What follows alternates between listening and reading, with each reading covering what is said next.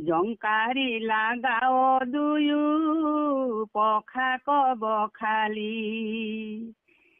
থাক বুলি ধাইলা বিদ্যুত সঞ্চাৰে হৰালি কপিৰিলে চৰণ প্ৰহাৰে আজুৰিল নখে ক্ষত বিক্ষত কৰি শৰীৰৰ বহি যায় শুনিত নিজৰি যেন মেৰু পৰ্বতৰ বহে গেৰুধাৰ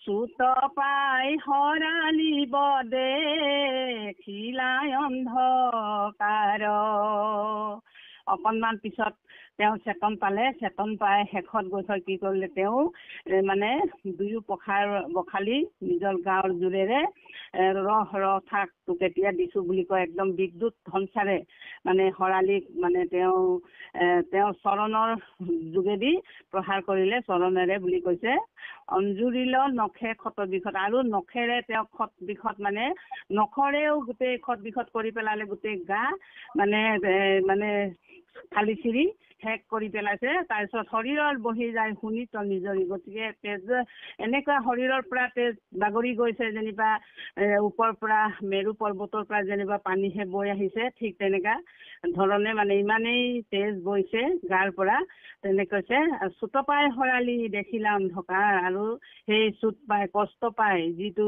আঘাত পাই শৰালি অন্ধকাৰ দেখা পাইছে অন্ধকাৰ মই দেখি পাইছে গোটেই মানে বিষত থাকিব নোৱাৰা হৈছে তেনেধৰণে তেওঁলোকৰ যুদ্ধ হৈছে গতিকে ইয়াতে এনেকুৱা এটা কথা এই বিশ্বামিত্ৰ ঋষি আচলতে তেওঁ প্ৰথমতে তেওঁ ৰজা আছিলে ৰজাৰ পৰাহে তেওঁ ঋষি হৈছে গতিকে তেওঁ প্ৰথমতে বহুত মানে অহংকাৰী নিচিনা তেওঁ মানে তেওঁৰ মনটো অতি শুদ্ধমতি নাছিলে প্ৰথম এসময়ৰ কথা তেতিয়া তেওঁ যেতিয়া ৰজা হৈ আছিলে ৰজা হৈ থকা সময়ত তেওঁ এদিন তেওঁৰ সৈন্য সামন্তৰ লগত লৈ এদিন ফুৰিবলৈ যাওঁতে কৰবালৈ যাওঁতে তেওঁ মানে বশিষ্ঠৰ আশ্ৰম দেখা পায় তাতে সোমালে তাৰপিছত বশিষ্ঠৰ আশ্ৰমত গৈ বশিষ্ঠই এতিয়া যেতিয়া ৰজা আহিছে ৰজাক যেনেধৰণে সেৱা শুশ্ৰূষা কৰিব লাগে ৰাজকীয় মানে শুশ্ৰূষাৰে তেওঁ যিমান পাৰে শুশ্ৰূষা সেৱা শুশ্ৰূষা কৰিলে তাৰপিছত বিদায় ল'বৰ সময়ত বিশ্বামিত্ৰই সুধিলে যে আপুনি কেনেকে বোলে ইমান অৰণ্যত থাকে অৰণ্যৰ মাজত আপুনি আশ্ৰমত থাকে আপুনি ইমান যে আমাক ৰজাৰ নিচিনাকৈ আপুনি সেৱা শুশ্ৰূষা কৰিলে ৰাজকীয় সেৱাৰে গতিকে কেনেধৰণে আপুনি ক'ৰ পৰা ইমানখিনি সুবিধা পালে কোনে সুবিধা দিলে এনেধৰণে যেতিয়া বশিষ্ঠক সুধিলে তেতিয়া বশিষ্ঠই কৈছে মোৰ একো নাই মোৰ এটা সবলা গাই আছে সেই গাইজনীয়ে পৰাই আমি যেতিয়াই যি সুবিধা হয় তাকে আমি লওঁ আৰু তেওঁৰ দ্বাৰাই আমি মানে এনেকুৱা সকলো বিপদৰ পৰা উদ্ধাৰ হওঁ আৰু আমাক সহায় কৰে আলহী অতিথি যদি আমাৰ গৃহলৈ আহে তেনেধৰণে যেতিয়া বশিষ্ঠই ক'লে বশিষ্ঠই কওঁতে তেতিয়া বিশ্বামিত্ৰ ৰজা হৈও ইমান দুখীয়া তেওঁ সেই বশিষ্ঠৰ যিটো গাই তেওঁক যি সেৱা ধৰি থাকে সময়ে সময়ে সেই গাইজনীক তেওঁৰ লোভ লাগিলে বিশ্বামিত্ৰই কৈছে যে বোলে মোক সেই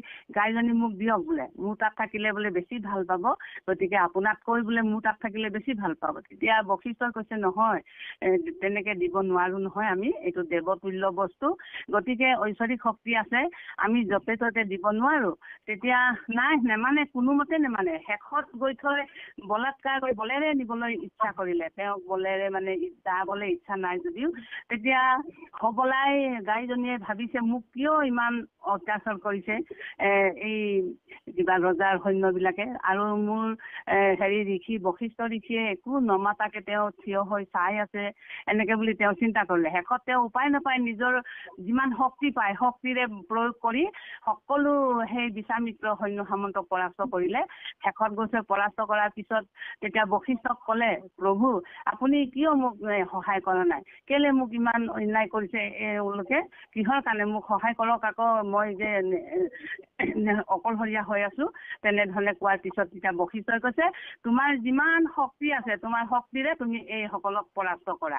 যেতিয়া বশিষ্ঠই ক'লে কোৱাৰ পিছত তেওঁ মানে যিমান সৈন্য সামন্ত আছে তেওঁৰ শক্তিৰে তেওঁ বহুত সৃষ্টি কৰিলে, তেওঁৰ লগত সৈন্য সামন্ত আৰু সৃষ্টি কৰি তেওঁ সকলোকে পৰাজয় স্বীকাৰ কৰাই শেষত গৈ থৈ বিশ্বামিত্ৰই আহি মানে খুব যুদ্ধ লাগিলে হেৰিৰ লগত, নোৱাৰিলে কিন্তু বশিষ্ঠক নোৱাৰি তেওঁ অৱশেষত লাজ পাই গৈ মহাদেৱক সেৱা মহাদেৱৰ মানে তপস্যা কৰি মহাদেৱক সন্তুষ্ট কৰাই মহাদেৱে সন্তুষ্ট হয় তেওঁ কি বৰ লাগে বুলি সোধাত তেতিয়া কৈছে যে মই বোলে মোক বোলে এনেকুৱা বৰ দিয়া যাতে মই বহুত অস্ত্ৰ শস্ত্ৰ লাভ কৰিব পাৰোঁ আৰু সমস্তকে সকলোকে যাতে মই পৰাস্ত কৰিব পাৰোঁ তেনেধৰণে মোক বৰ লাগে।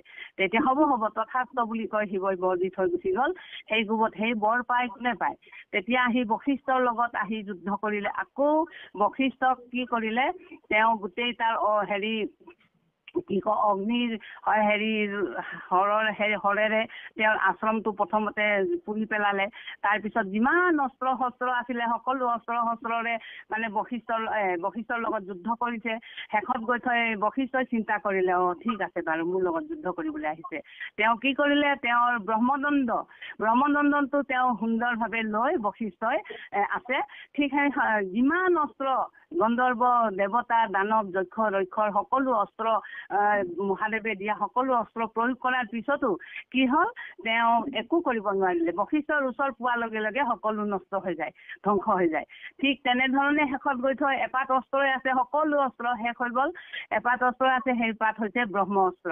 এতিয়া উপায় নাই, সেইটোতো বৰ ডাঙৰ অস্ত্ৰ, গতিকে সেই পাতকে মাৰিবলগীয়া হ'ল। সেই পাত যেতিয়া মাৰি পঠিওৱাৰ পিছত কি হ'ল বশিষ্ঠৰ যিটো ব্ৰহ্মদণ্ড তেওঁৰ আছে সেই ব্ৰহ্মদণ্ডত লাগি সেই মানে বিলীন হৈ গ'ল।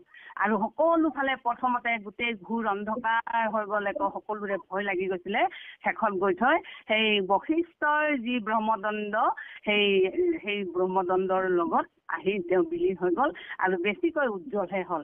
তেতিয়াই সেইদিনাখনেই চিন্তা কৰিলে যে বিশ্বামিত্ৰ মুনিয়ে যে সামান্য ব্ৰহ্মদণ্ড এডালৰ কাৰণে গোটেই নষ্ট হৈ গ'ল মানে তেওঁৰ যিমান অস্ত্ৰ পাইছিলে।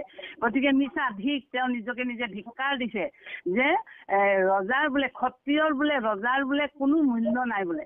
গতিকে এজন সামান্য ঋষিৰ ইমান শক্তি, ইমান অস্ত্ৰও মানে একো কৰিব নোৱাৰিলে।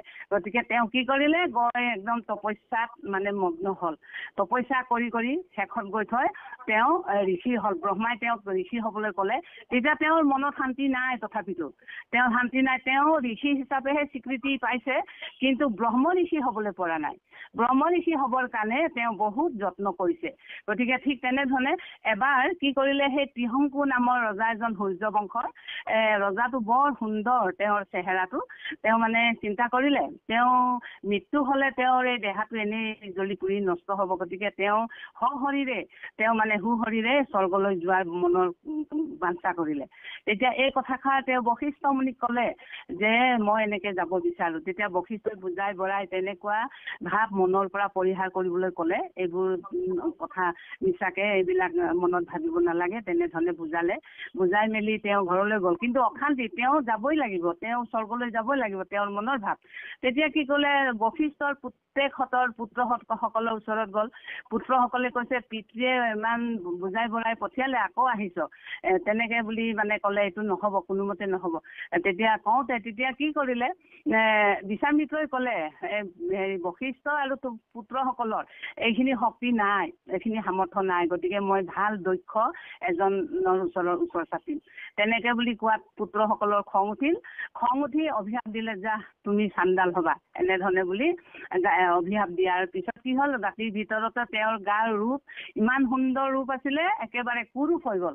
একেবাৰে এনেকুৱা কুৰূপ হৈ গ'ল চাণ্ডালত, তেওঁৰ গাৰ কাপোৰ কানি সকলো মলিয়ন, তাৰপিছত দেখিবলৈ কুৎসিত, ৰুগোন্ধ, তেনেধৰণে তেওঁ একেবাৰে লেতেৰা পেতেৰা তেনেকুৱা হ'ল। তেতিয়া তেওঁ সেই চেহেৰাটো দেখি তেওঁৰ ৰাজ্যৰ সৈন্য সামন্তসকলেও সকলোৱে চিনি নোপোৱা হ'ল। তেওঁক খেদাই পঠিয়াত উপায় নাপায় তেওঁ কি কৰিলে বিশ্বামিত্ৰৰ ওচৰ চাপিলে। বিশ্বামিত্ৰক সকলো মনৰ কথাবিলাক, দুখৰ কথাবিলাক যেতিয়া ক'লে, মই যে বোলে ইমান ধাৰ্মিক ৰজা, মোক এনেকুৱা কৰিলে, মোক অভিশাপ দিলে, তেতিয়া বিশ্বামিত্ৰই কৈছে ঠিক আছে, কিনো চিন্তা নকৰিবা, মই তোমাক স্বৰ্গলৈ পঠিয়াম।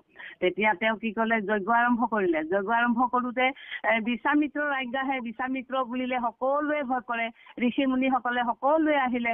কিন্তু আহিলে কি হ'ব, তেওঁ যেতিয়া যজ্ঞ কৰাৰ পিছত তেওঁ দেৱতাসকলক প্ৰসাদ ল'বৰ কাৰণে আমন্ত্ৰণ জনালে, তেতিয়া কোনো এজন দেৱতা নামি নাহিলে।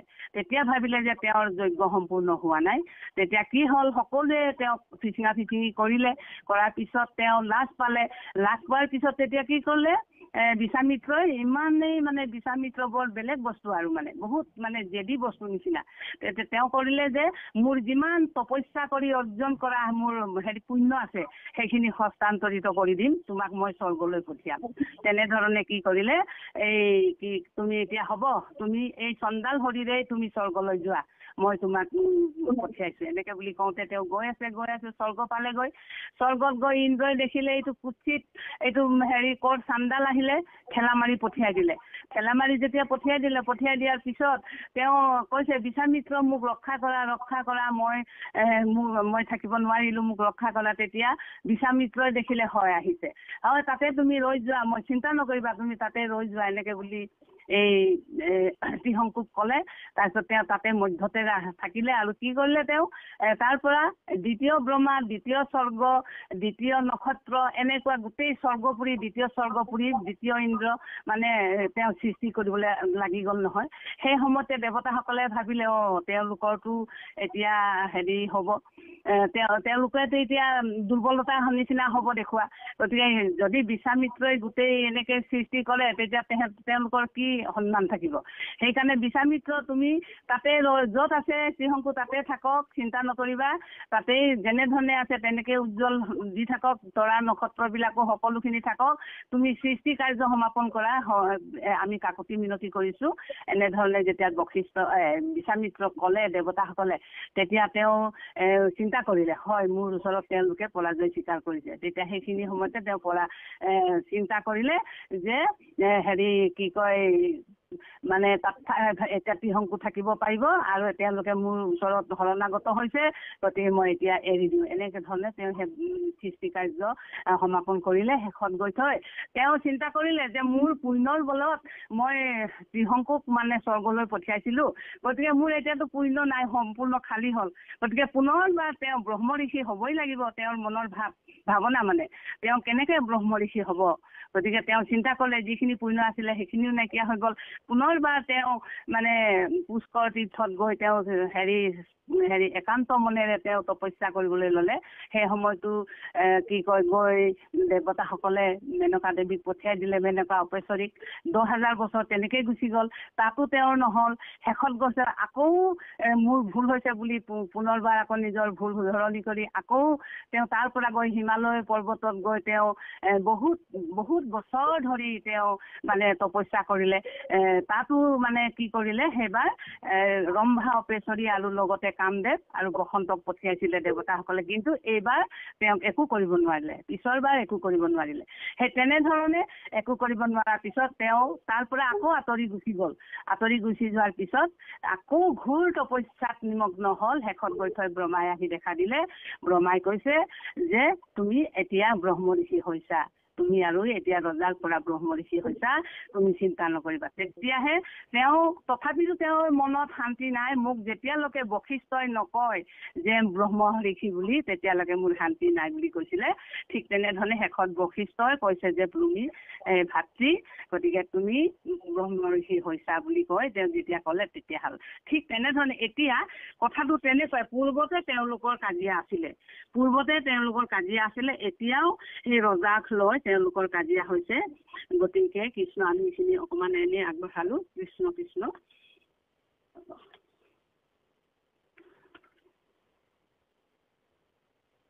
চুত কটু বেলি সুস্থ হুয়া মেলিলন্ত আখি, ঠুত মেলি আপোনাৰ কুৰাইলন্ত পাখি, কূপে অপমানে দেহা নহয় আৰ,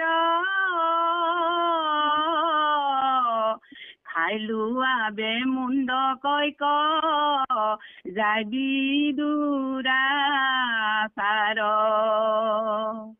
এই বুলি মহাকূপে খৰালি চতকে কৰিলা উৰাও যেন বিজুলী চমকে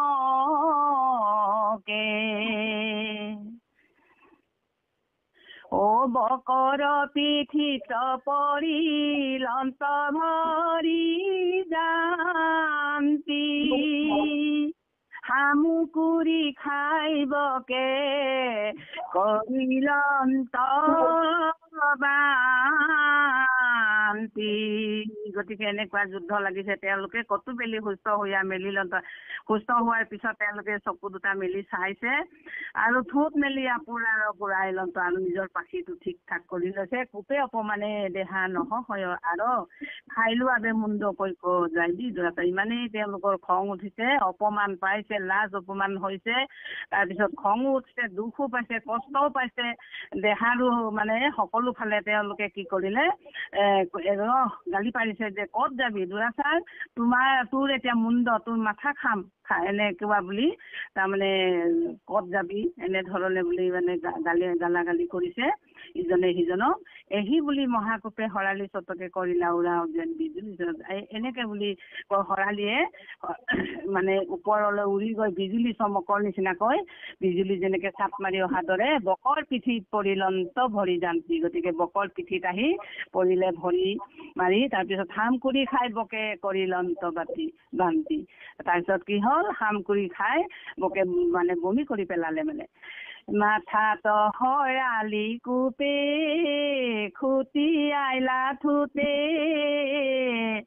অসংখ্যাত পাখি উঘালিল গোটে গোটে ভৈলে কজুমুৰি মুৰা বহে তেজধাৰ গিৰি শিখৰত যেন ফুলিল মন্দাৰ দুয়ো পাখা মেলি মাটিত দিলা থুত কতো বেলি মানে আছি কৃষ্ণ কৃষ্ণ সহিবে নপাৰিবকে বিপৰীত চুত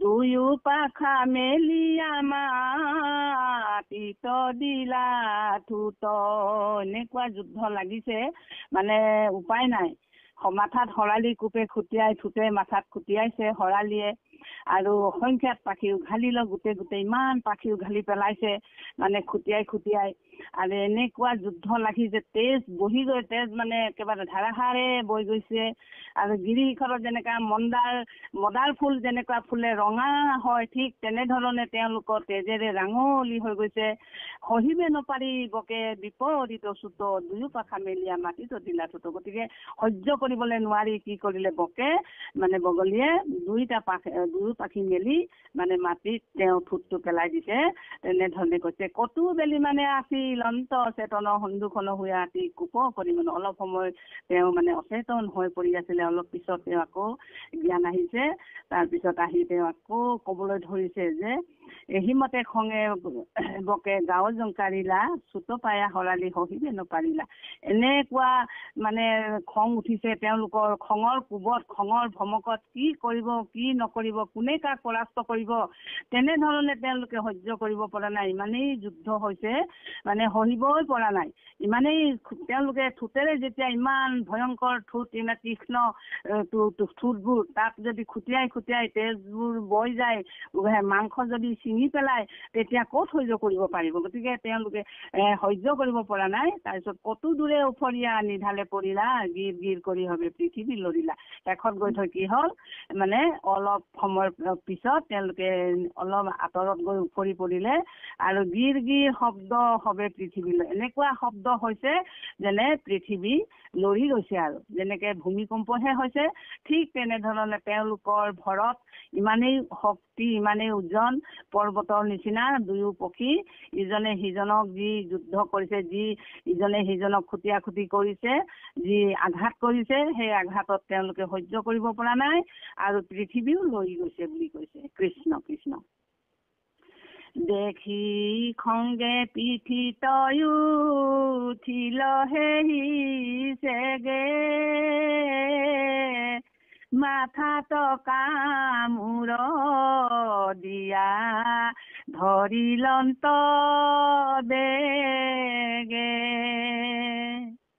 ডুঙা ডুঙি কৰি তাক এৰাইলা হৰালি,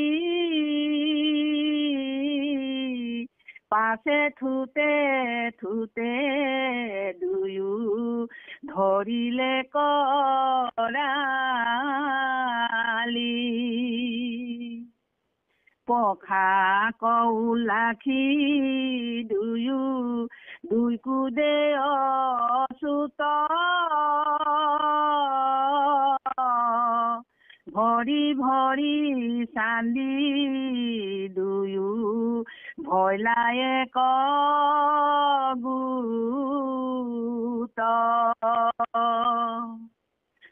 কৰে ঝৰা জৰা জৰি দুয়ো পৃথিৱীত পৰি, উপৰায়ু পৰি দুয়ো বগৰা বগৰী। গতিকে ইমান খং উঠিছে, দেখি খংগে পিঠিত উঠিল সেই চাগে চেক চাই পিঠিৰ ওপৰত উঠি লৈছে আৰু মাথাত কামোৰ দিয়া ধৰিলন্ত বেগে পিঠিৰ ওপৰত উঠি কি কৰিলে, মাথাত কামোৰ দিছে বুলি কৈছে। অতি সোনকালে ডুঙা ডুঙি কৰি তাকো এৰাইলা হৰালি। গতিকে হৰালিয়ে তাক ইফাল সিফাল কৰি মানে যেনে তেনে তাৰ হাতৰ পৰা এৰাইছে আৰু পাছে থুতে দুয়ো ধৰিলে কৰালি। পিছত শেষত গৈছে কি ক'লে, দুই ঠোঁটেৰে তেওঁ মানে ভালকে টানকে মানে ধৰি ল'লে বুলি কৈছে। পখা কৌলাখি দুয়ো দুই কুদে চুট, আৰু ইজনে সিজনক পখা মাৰিছে আৰু ইজনে সিজনক হেৰি কৰিছে। ভৰি ভৰি চান্দি দুয়ো ভৰিলা এক গোট, আৰু ভৰিয়ে ভৰিয়ে তেওঁলোকে জোত খাই লাগি ধৰিছে, ইটো ভৰি সিটোৱে ভৰিয়ে লাগিছে আৰু এনেধৰণে লাগিছে মানে এৰুৱাবৰে কাৰো শক্তি নাই। তেনেধৰণে কৰে জৰা জৰি দুয়ো পৃথিৱীত পৰি, উপৰা উপৰি দুয়ো বগৰা বগৰী। তেওঁলোকে এনেকুৱাকে যুদ্ধ লাগিছে যে পৃথিৱীত পৰি এবাৰ বগৰা বগৰী হৈছে, ইয়াৰ ওপৰত হৰুৱাব পৰা নাই, দুইজনে সমান। গতিকে এনেধৰণে তেওঁলোকে যুদ্ধ লাগিছে বুলি কৈছে সুন্দৰকে। দুটা পৰ্বত যেন যুঁজে অবগাই, দুইখান পৰ্বত যেন ভয় লয়ে কথাই,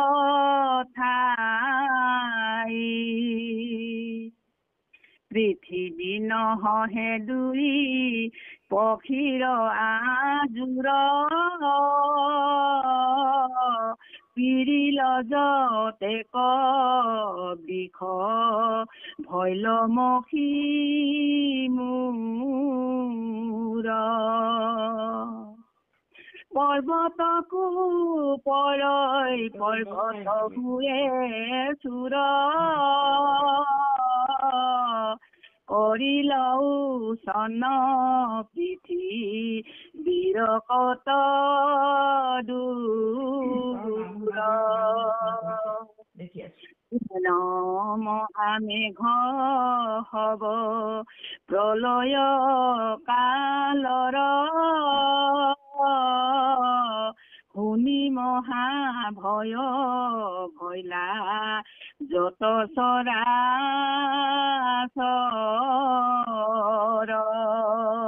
কৃষ্ণ। এনেকুৱা যুদ্ধ লাগিছে, দুগোটা পৰ্বত যেন যুঁজে অবগাই, যেনেকে পৰ্বতে পৰ্বতে যুদ্ধহে লাগিছে আৰু ইমান ডাঙৰ ডাঙৰ শৰীৰ, মানে ইমান ডাঙৰ ডাঙৰ কাই, তেওঁলোকে যুদ্ধ কৰিছে। যুদ্ধ কৰাৰ কাৰণে কি হ'ল, পৃথিৱীয়ে সহ্য কৰিব পৰা নাই, পৃথিৱীয়ে ভাল সহ্য কৰিব পৰা নাই, তেনেকুৱা হৈছে। পিৰিলেক যত বিষ ভৰিলা মখীমূৰ, আৰু পৃথিৱীও সহ্য কৰিব পৰা নাই ভাল, এফালে যিমান মানে বৃক্ষবিলাক আছিলে সেইবিলাকো মখীমূৰ হৈ গৈছে, গোটেই ভাঙি ডাল ডোল সকলোখিনি ভাঙি শেষ হৈ গৈছে। পৰ্বতৰ পৰ্বতৰ হৈ আছো, আৰু পৰ্বতত মানে ভাঙি ইটো পৰ্বত ভাঙি সিটো পৰ্বতৰ ওপৰত পৰি গৈছে, চুৰমাৰ হৈ গৈছে বুলি কৈছে। কৰিল উচ্ছন্ন পৃথিৱীৰ কতো, আৰু পৃথিৱীৰ উচ্ছন্ন হৈ গ'ল, গোটেই নষ্ট হৈ গ'ল। এফালে পাহাৰ পৰ্বত খহি পৰিছে, গছ গছনি ভাঙি পৰিছে, পৃথিৱীৰ মানে গোটেই উচ্ছন্ন হৈ গ'ল। যেন মহামেঘ হব প্ৰলয় কালৰ, শুনি মহাভয় ভৈলা যত চলাচল, এনেকুৱা হিচাপত তেওঁলোকৰ যুদ্ধ হৈছে। এই যুদ্ধ শুনি দেখি সকলো চৰাচৰৰ দেৱতা দানৱ সকলোৰে মনীষৰ সকলোৰে মানে ভয় হৈ গৈছে, আৰু মানে এনেধৰণে ইয়াত কৈছে। জোতা জুতি আন্দোলা আন্দোলি কৰে আতি, পায়া পৃথিৱীৰ ভৈলেক এক কাটি, জোতা জুতি আন্দোলা আন্দোলি কৰে আতি, ভিৰ পায়া পৃথিৱী ভৈলেক এক কাটি। ইমানেই তেওঁলোকে যুদ্ধ লাগিছে, আন্দোলা আন্দোলি কৰিছে, ইজনে সিজনক কৰিছে, কাটি হৈ গৈছে, এক চাইড হৈ গৈছে, এক কাটি হৈ গৈছে, পৃথিৱীয়ে সহ্য কৰিব পৰা নাই। এনেকুৱা ভয়ংকৰ যুদ্ধ লাগিছে তেওঁলোকে। কৃষ্ণ কটু আকাশক লাগি কৰয় উৰাও, মহা মহা পৰ্বতত লাগে পখাবাও, পাত যে উৰাই হবে হৰ হৰি ভাগি, অসংখ্যাত ফুৰয়প খাৰবাও লাগি, আকাশৰ পৰা পৰে পৰ্বতয় শেষ, চূৰ্ণীকৃত কৰিল নগৰ গ্ৰাম দেশ। কৃষ্ণ কতো আকাশক লাগি কৰয় উৰাও, কেতিয়াবা আকাশৰ ফালে উৰা মাৰে, কেতিয়াবা পৰ্বতত মানে উৰা মাৰি যাওঁতে পৰ্বতত পখাৰ বাও লাগি যায়, পৰ্বতৰ পখাৰ বাও লাগি গ'লে পাত যে উৰাই হবে হৰহৰি ভাগি, পাতবিলাক চব হৰহৰাই মানে ভাগি হৰি কৰে।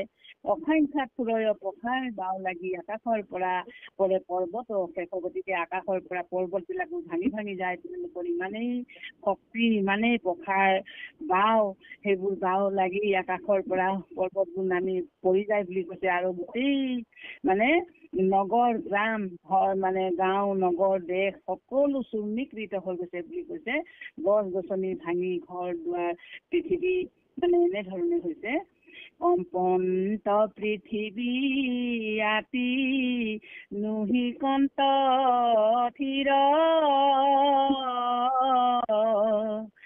এহি মতে ৰাজা হবে কম্পন্ত পৃথিৱী আতি নুহি কন্ত থিৰ, অনন্তৰে লৰি গইলা সহস্ৰে কহিৰ,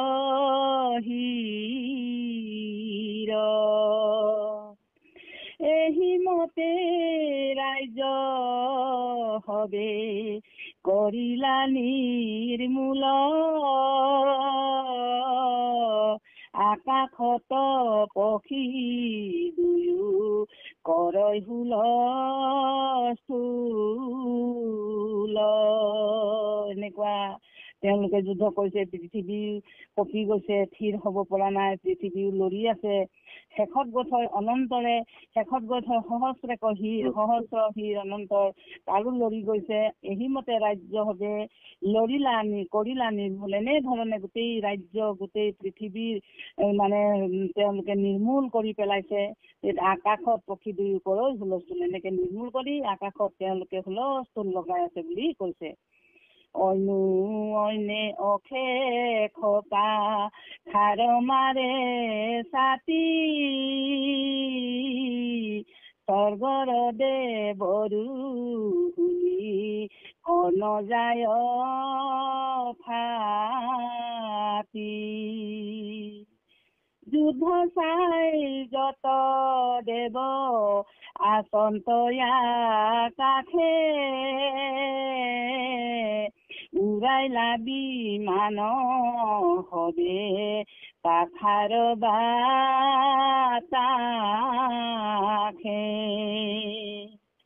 চন্দ্ৰ সূৰ্য নিয়মিতে নপাৰন্তৰথ,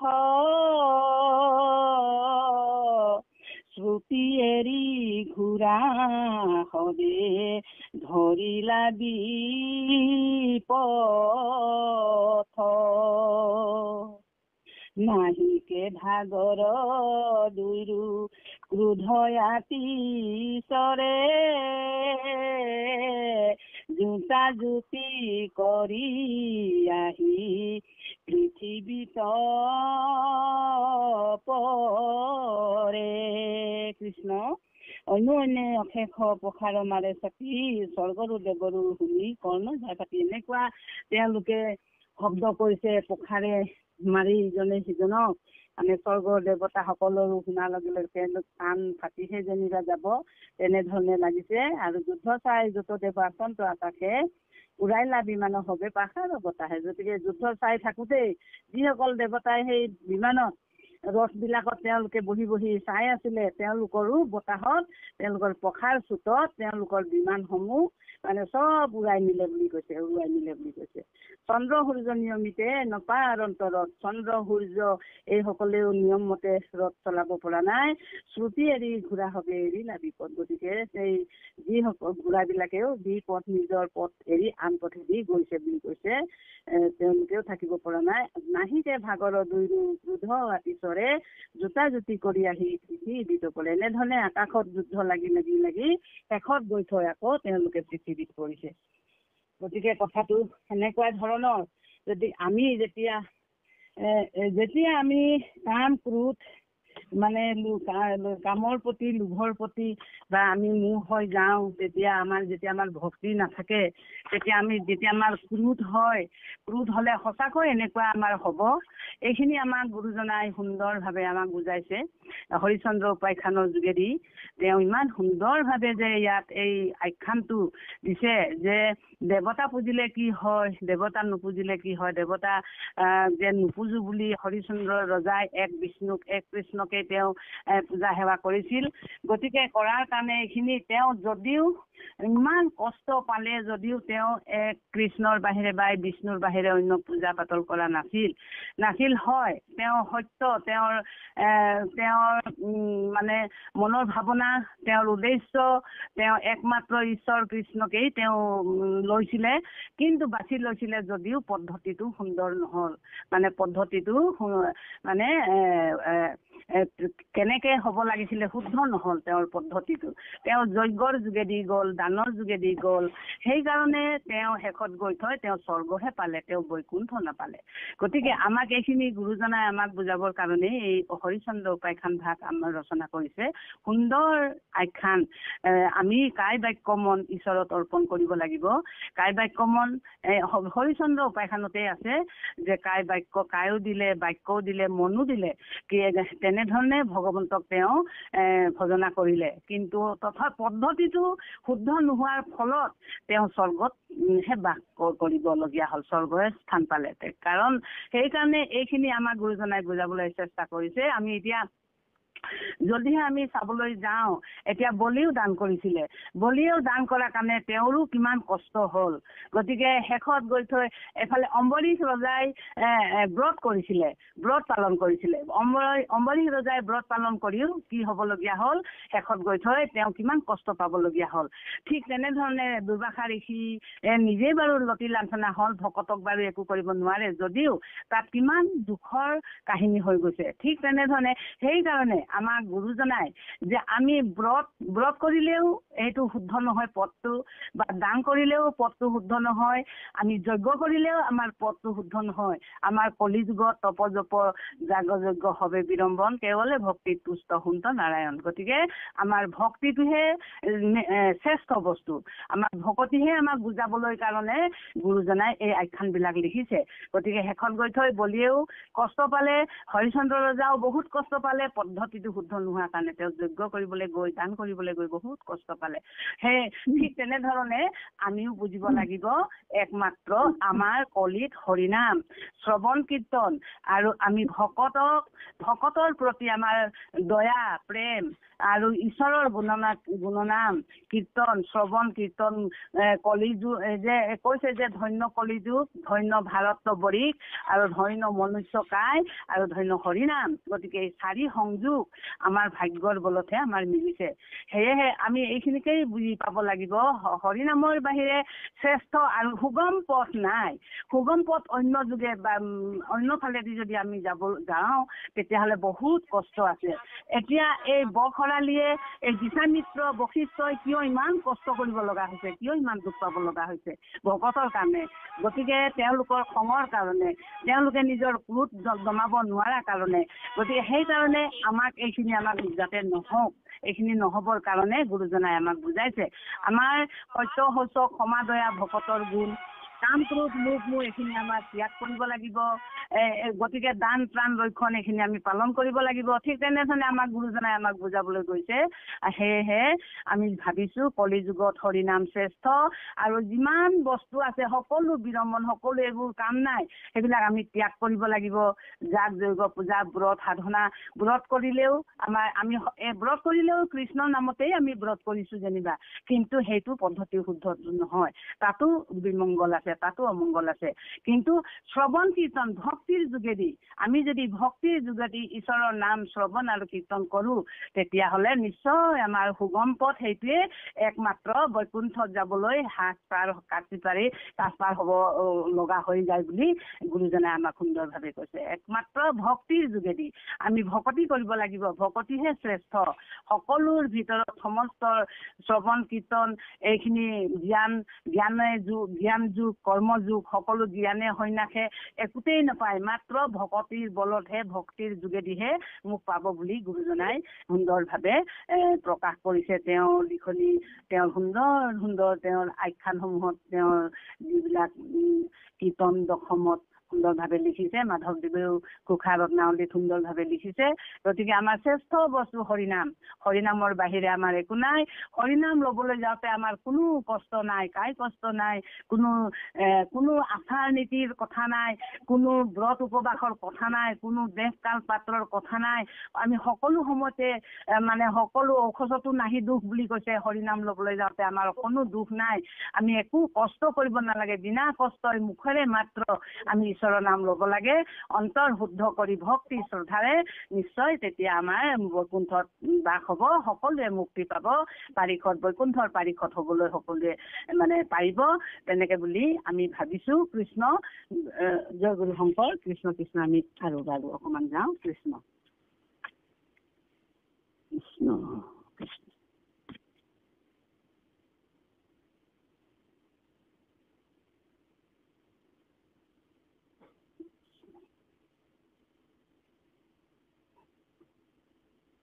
মহাবেগে উৰ্মি কৰি উঠে হবে জল পৃথিৱী বুঢ়াৱে হাম ৰাজে যাই তল হবে জীব জন্তু প্রজা আজি যেন উপে কুম্ভীর মগরে খেদি খাই গুতে গুতে মিলিল প্রলয় জগ তরে আর্তনাদ তথাপিতো দুয়ো পক্ষী নেৰয় বিসম্বাদ সাগৰত পৰি দুই পক্ষীৰ আন্দোল পখাৰ চাপিত জল যায় স্বৰ্গ কুল কৃষ্ণ মহাবেগে উৰ্মি কৰি উঠে হবে দল পৃথিৱী বুঢ়াৱে সামৰাজে যায় তল গতিকে তেওঁলোকে কি কৰিলে এনেকুৱা মানে তেওঁলোকৰ যুদ্ধত মানে হেৰি থাকিবলৈ পৃথিৱীৰ জল বিলাক মানে উৰ্মি উঠা নিচিনাকে উঠি গৈছে আৰু পৃথিৱী বুঢ়াৱে সামৰাজে যায় পৃথিৱী বুঢ়াই পেলাব বিচাৰিছে সাগৰৰ জলবিলাকে তেনেকে যুদ্ধ কৰিছে তেওঁলোকৰ ইমানেই শক্তি ইমানেই মানে আচৰিত ভাবিব নোৱাৰা আৰু মানে হবে জীৱ জন্তু প্ৰজা জাজি যেনতে আৰু কুম্ভীৰৰ মগৰে খেদি খাই গোটেই এনেধৰণে হৈছে যে সেই সাগৰৰ মাজৰ পৰা কুম্ভীৰ মগৰ বিলাকে উঠি আহিছে আৰু জীৱ জন্তু বিলাকক য'ত যেনেকে খাব পাৰে গোটেই গিলি পেলাইছে বুলি কৈছে আৰু মিলিল প্ৰলয় জগতৰে আৰ্তনাদ তথাপিতো দুই পক্ষী নেৰয় বিসম্বাদ ইমান প্ৰলয় জগতখনৰে গোটেই জগতৰ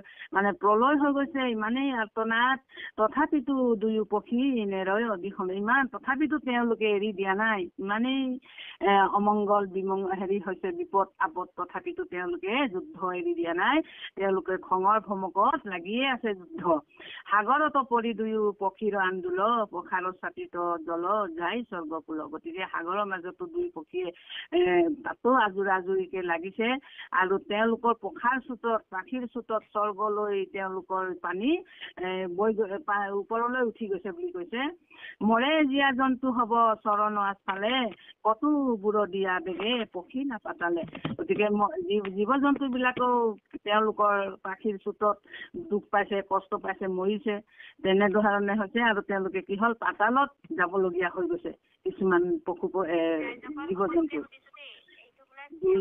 দুয়ো পক্ষী কৰে দেখি দূৰ ঘূৰা ফুট ভয়ে নাগগনে হবে ভয়লা জোতা গতিকে এই দুই পক্ষীৰ যি দুৰ্ঘূৰ মানে যুদ্ধ দেখি তেওঁলোকে নাকবিলাকে মানে তেওঁ নাকবিলাকৰো মানে গম পাই গৈছে পাতাললৈকেও গম পাই গৈছে তেওঁলোকেও সাৱধান হৈ গৈছে দৈত্য দানৱৰ লাগি গৰিলা হুলস্থুল মিলিল প্ৰলয় বুলি প্ৰজাৰ আকুল গতিকে দৈত্য দানৱ সকলৰো হুলস্থুল লাগিছে সকলো পক্ষে নাকবিলাকৰো হুলস্থুল লাগিছে প্ৰলয় হল বুলি তেওঁলোকে আকুল হৈছে তেওঁলোকে মানে চিন্তা কৰিছে আৰু সকলোৱে কৰণ তৌৰাও কতো দুয়ো মহাবল পখাৰ উৰাৱে ক্ষত সংসা সাগৰৰ জল গতিকে পখাটো উৰায়ে যত সাগৰৰ জল কৰন্ত উৰাও গতিকে তেওঁলোকে উৰা মাৰি আৰু তেওঁলোকে বল প্ৰয়োগ কৰিছে যিমান পাৰে তেওঁলোকৰ যি বল আছে তাৰপিছত শেষত পখাৰ কোবত সেই তেওঁলোকে পখা মৰাৰ হেৰি কোবত কি হৈছে সাগৰৰ পৰা জল পানী ওপৰলৈ উঠিছে বুলি কৈছে কৃষ্ণ কৃষ্ণ গাঁৱৰ বেগত জল পৰে পৃথিৱীত যেন প্ৰলয়ৰ বেলা হয় বিপৰীত উৰে বুৰে ধৌত প্ৰজা পৰ্বত শিখৰ নিৰন্তৰে হবে যত আছে চৰাচৰ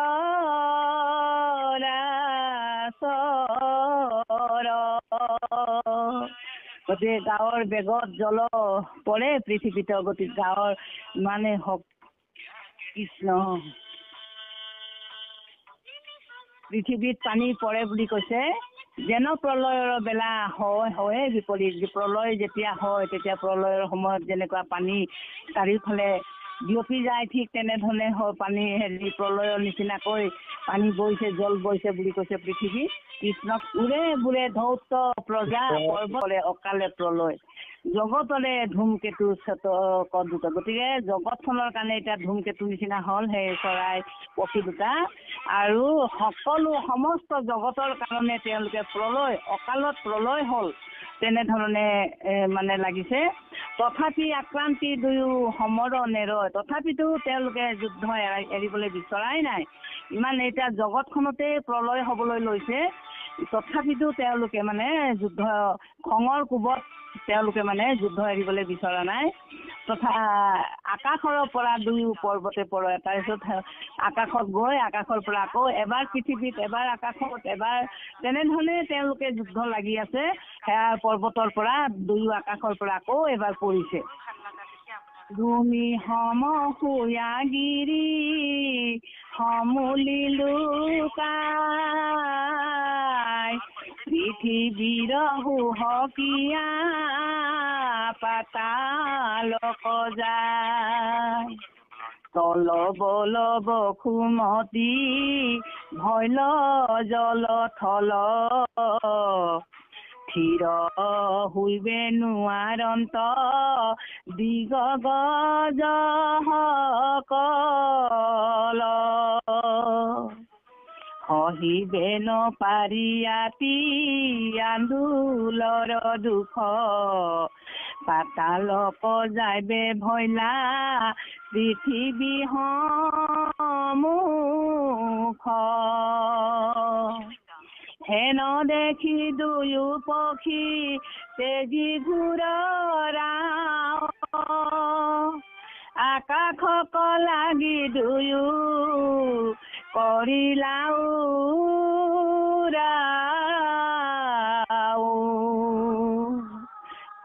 গতিকে ভূমি সম সুয়াগিৰি সমুলি লুকাই পৃথিৱীৰ সুহকীয়া পাতালক যায় পৃথিৱীৰ পৰা আকৌ পাতাললৈকে গৈছে তল বল বসুমতী ভৈল জলথল থিৰ হৈবে নোৱাৰন্ত দিগগজ সকল গতিকে বসুমতী তলবল কৰিছে দিগগজ হাতী এইবিলাক যিবিলাক মানে হেৰি আছে জীৱ জন্তু সেই সকলেও মানে স্থিৰভাৱে ৰৈ থাকিব পৰা নাই সহিবে নপাৰিয়াতি আন্দোলৰ দুখ ইমান তেওঁলোকে আন্দোলিকে যুদ্ধ লাগিছে তেওঁলোকে পাতাললৈকে যাওঁ আৰু তেনেকুৱা চিন্তা কৰিছে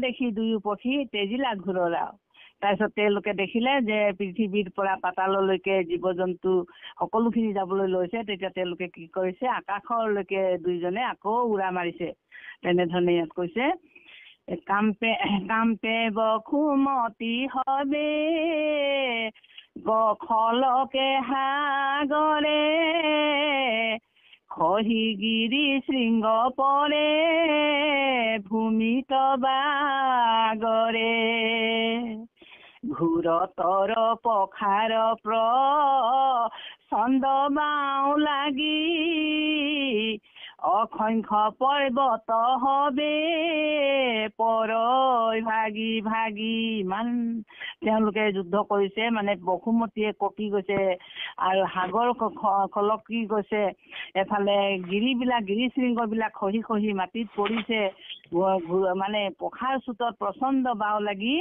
অসংখ্য পৰ্বত মানে ভাগি ভাগি পৰিছে বুলি ইয়াত কৈছে কতো দূৰ উধ দুই আকাশত থাকি পৰে আহি গ্ৰাম দেখ নগৰক ঢাকি এহি মতে পৃথিৱী কৰন্তে আছে চন্ন দখু দিখে হাহাকাৰ কৰৈ প্ৰজাগণ হামাও বাপ ভাই বুলিয়ালৰে পলায়ুক হাদৰে পলায়ুক হতৰে পৰ্বত হেৰা পৰে কতো নাৰী স্বামী পুত্ৰক গলে বান্ধে এবে প্ৰাণ যায় বুলি আতনাদে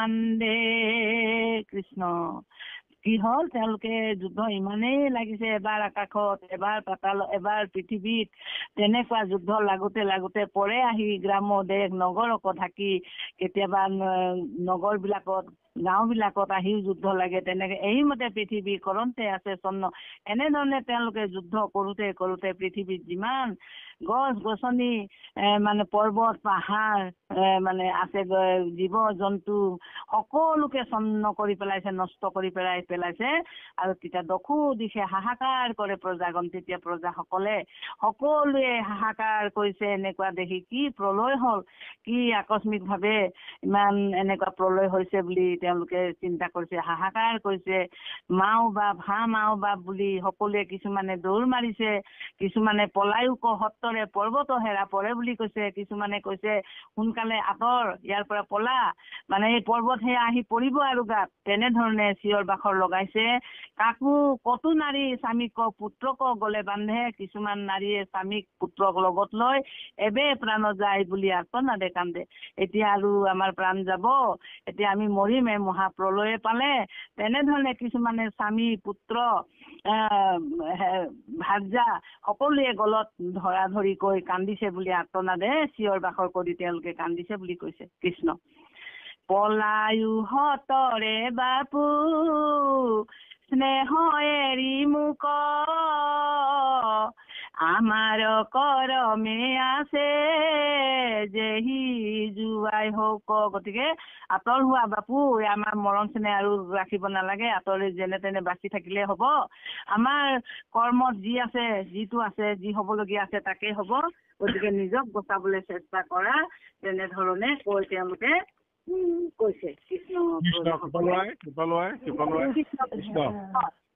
হয় এই আপুনি ইমানতে দোহাৰিব পাৰিব কৃষ্ণ হয় বাপ কৃষ্ণ কৃষ্ণ এইখিনিতে সামৰি দিছো তেনে হেৰি এই কুটটোতে সামৰি দিছো তেনে কচু বান্ধৱে হবে হুৱে কথাই কৰয়াতি ক্ৰন্দন আউৰে চাই ইজনে সিজনক চাই কান্দিব লাগিছে আৰু সবান্ধৱে সকলোৱে এক ঠাই মানে একে ঠাইতে তেওঁলোকে গোট খাই তেওঁলোকে ইজনে সিজনৰ প্ৰতি মৰম আদৰ কৰি ক্ৰন্দন কৰিছে আৰু ইজনে সিজনক চাইছে আৰু তেওঁলোকে বহুত দুখত মানে সেই স্থানৰ পৰা ক'ত যাওঁ তেনেকৈ চিন্তা কৰিছে কৃষ্ণ কচু বান্ধৱে হবে হুৱে কথাই কৰয়াতি ক্ৰন্দন আউৰে চাই হৰি ৰাম ৰাম ৰাম ৰাম কৃষ্ণ জয় ৰাম জয় নাৰায়ণ কৃষ্ণ কৃষ্ণ জয় কৃষ্ণ জগতগুৰু শ্ৰীমন্ত শংকৰ জগতগুৰু শ্ৰীমন্ত হৰি হৰি ৰাম অপৰাধ বিনাশন তজু নাম নাৰায়ণ জানি নামে পখিলু হৰণে আন গতি নাহিকে মৰণে অপৰাধ ক্ষমা কৰি তুমি দয়াশীল হৰি মোক ৰক্ষা কৰিও চৰণে মোক ৰক্ষা কৰিও চৰণে কৃষ্ণ কৃষ্ণ হৰি হৰি ৰাম শ্ৰীমন্ত শংকৰ হৰি ভকতৰ জানা যেন কল্প তৰু তাহান্ত বিনাই নাই নাই নাই আমাৰ পৰম গুৰু তাহান্ত বিনাই নাই নাই নাই আমাৰ পৰম গুৰু কৃষ্ণ